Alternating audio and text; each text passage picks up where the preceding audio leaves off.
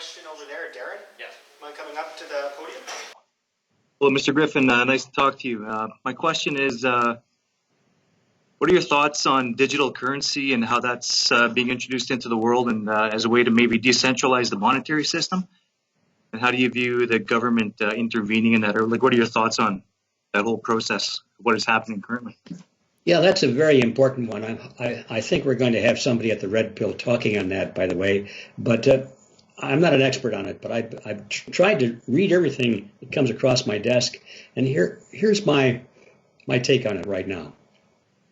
First of all, I like the digital cryptocurrencies a lot because they focus on this thing called inflation. One of the reasons they like digital currencies, especially things like Bitcoin, where the algorithm is such that there's only so many that can be created, is because that means that the money supply is limited, which means that you just can't create it and keep creating it and devaluing its purchasing power because you're flooding the world with it. So what's one of the talking points for things like Bitcoin. And that helps people focus on one of the major weaknesses of the present fiat system is that all fiat monies are losing value. It's just a question of time till they go from something to nothing. So I like it for that reason. And there's, of course, another issue of privacy involved there. The chain block technology is such that it's, I guess, almost impossible to identify the individuals making the transactions. Now, I think that's very valuable, not because I am a drug dealer or because I have something to hide.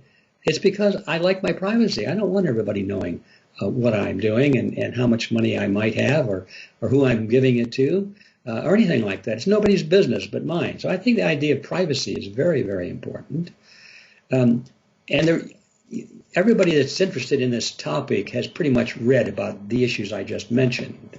So it's all plus on that side of it. But there is one weakness I think I should mention, and that is that if you look at the list of things or qualities that make money ideal, you know, their fungibility, they don't perish, and so forth, all the things that gold and silver have, there's one of those qualities is that they have intrinsic value.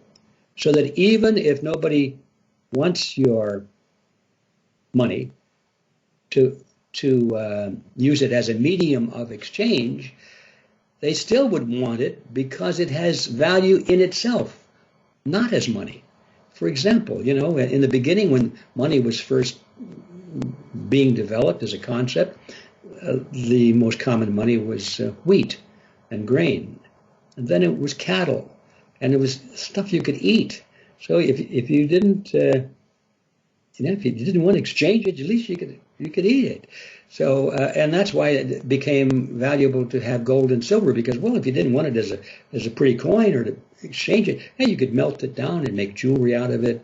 Or if you had an iron ingot, you could melt it down and make a sword out of it or a shield out of it.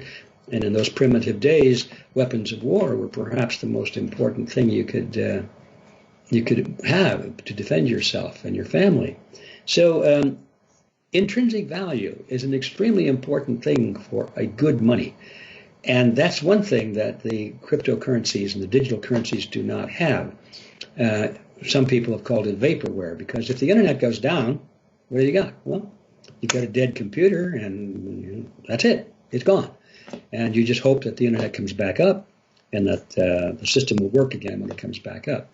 So I'm not saying that is any reason not to become involved in cryptocurrencies because I think there are a lot of good reasons for it.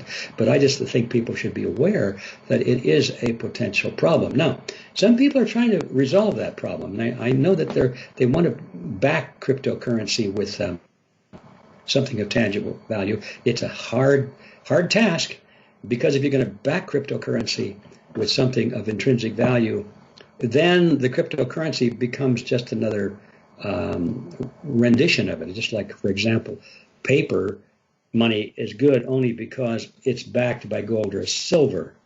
And so it's really the gold or the silver that is the money, and the paper becomes the representation of that money.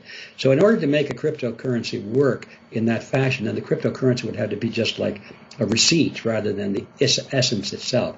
I think it could be done. I hope it can be done, because I think it would be fun and interesting and very useful to see other things come into play as money. Maybe rare earth metals could come into play as money.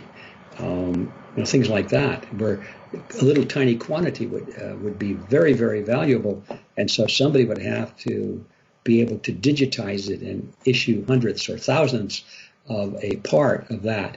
And meanwhile, the whole part is being vaulted somewhere. Those are all interesting challenges, and I think it can be done. And all in all, I'm a big fan of cryptocurrencies.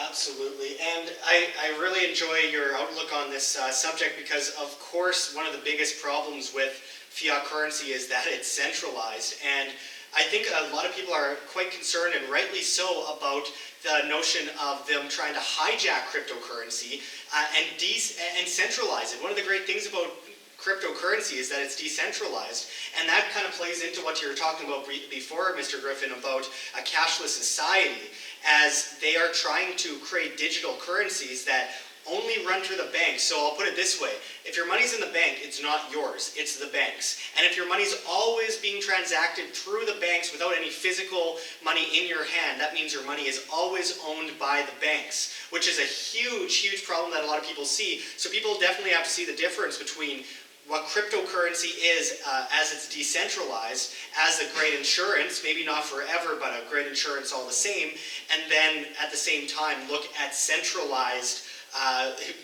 cashless society kind of scenario, which could seriously hurt us. And as you've mentioned in a past interview with me, Mr. Griffin, it kind of is the globalist endgame to try and create a cashless society, because they're at this moment trying to incorporate it into the SDR, the special drawing rights, or as some would call it, the world currency over at the IMF. Absolutely, yeah. Cashless society is the ultimate fiat money. It's the ultimate. I mean, digital money by itself is the ultimate fiat money. So, yeah, that's what they want. And it's interesting to see all the big banks spending a lot of money to develop their own version of Bitcoin.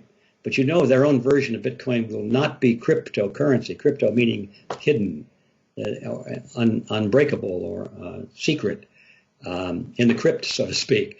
No, what they'll come up with will be just a digitized version of the present monetary system, and they'll call it digital cryptocurrency just to fool people.